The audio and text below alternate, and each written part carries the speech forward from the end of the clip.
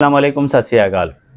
मैं हूं हकीम चरण सिंह आज़ाद और आज मैं आपको बताऊंगा कि कोलेस्ट्रॉल बढ़ने की क्या क्या वजूहात हैं और क्या किया जाए कि जिससे कोलेस्ट्रॉल कम हो बगैर किसी मेडिसिन के। आपका कोलेस्ट्रॉल कम चंद एक पॉइंट है, आप इसको अपने पास नोट कर लें और इस पर अमल करें तो देखेंगे कि कुदरत का कमाल कि आपका कोलेस्ट्रॉल बिल्कुल ठीक हो जाएगा। तो सबसे पहली जो चीज़ है वो हमारे खाने के औकात के, खाना किस वक्त खाना चाहिए।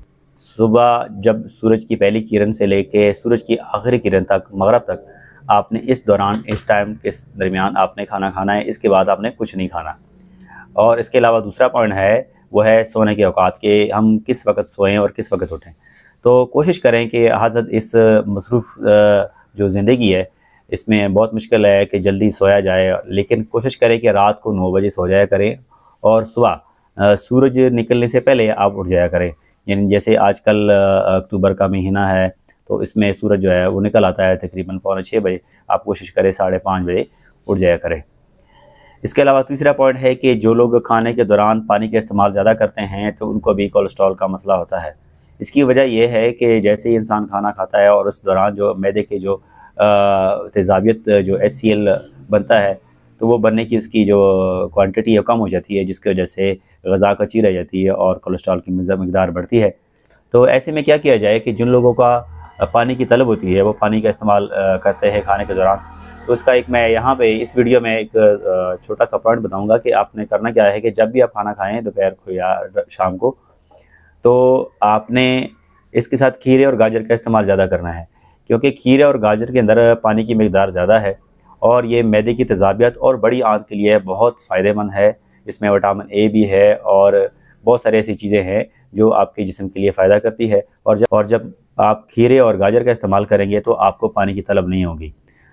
और खाने के तकरीबन 1 घंटे या आधे घंटे बाद पानी का इस्तेमाल करें। इससे पहले आप पानी का इस्तेमाल हरगिज़ ना करें। अच्छा, अब चौथा पॉइंट है कि आजकल का जो बड़ा फैशन वाला दौर है, इस दौर में हम जो ख़ास करके शादी ब्याह की रस्मात के दरमियान और जो चीज़ें हम इस्तेमाल करते हैं उसमें गोश्त है, चावल है, बिरयानी है, आइसक्रीम है, बोतल है, यकीन कर ली ये सारी चीज़ें अंदर जाके ज़हर बन जाती है और बड़ी आंत के कैंसर होने का ख़तरा, के अल्सर होने का ख़तरा इससे बढ़ जाता है और यूरिक एसिड भी बढ़ता है। तो मैं ये बात लोगों को कहता हूँ कि हम पुराने दौर में ये चीज़ें नहीं होती थी, तो वो इस चीज़ को बोसीदा समझते हैं कि पुराने ज़माना गया, अब नया ज़माना है। तो बात यह है कि पुराने ज़माने की जो तरीका था, जो ऑर्गेनिक लाइफ थी, उसको हमने बिल्कुल ख़त्म कर दिया है।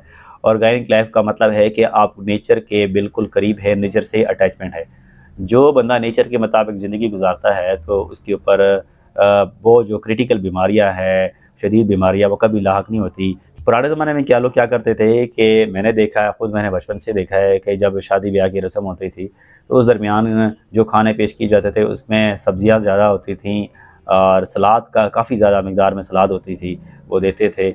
और जो मेन चीज़ थी वो खाने के बाद वो एक कावा हम इस्तेमाल करते थे, वो आप पेशावरी कावा भी कह सकते हैं, वो पेशावरी कावा वो इस्तेमाल करते थे या लेमन ग्रास का कावा वो इस्तेमाल करते थे। लेकिन आजकल अगर जो बंदा इस चीज़ की डिमांड करता है कि खाने के बाद कावा, या वो कह दे कि हमें कावा देना चाहिए मेहमानों को, तो वो कहते हैं कि नहीं, ये शर्म वाली बात है, हमने बोतलें ही पिलानी, कोल्ड ड्रिंक ही पिलानी है, जो कि बहुत ज़्यादा नुकसान करती है। कि जब आप खाना गर्म गर्म इस्तेमाल करते हैं और उसके साथ आप पानी की जगह सादा पानी भी नहीं पीते, कोई केमिकल, कोई भी किसी किस्म के कोल्ड ड्रिंक के उसके ऊपर पूरा फार्मूला लिखा होता है कि इसके अंदर कौन कौन सी केमिकल है, तो आप इस बात से अंदाज़ा लगा लें कि जब आप खाना खा लें और ऊपर से आप कोई भी केमिकल इस्तेमाल करेंगे तो आपका क्या हशर होगा।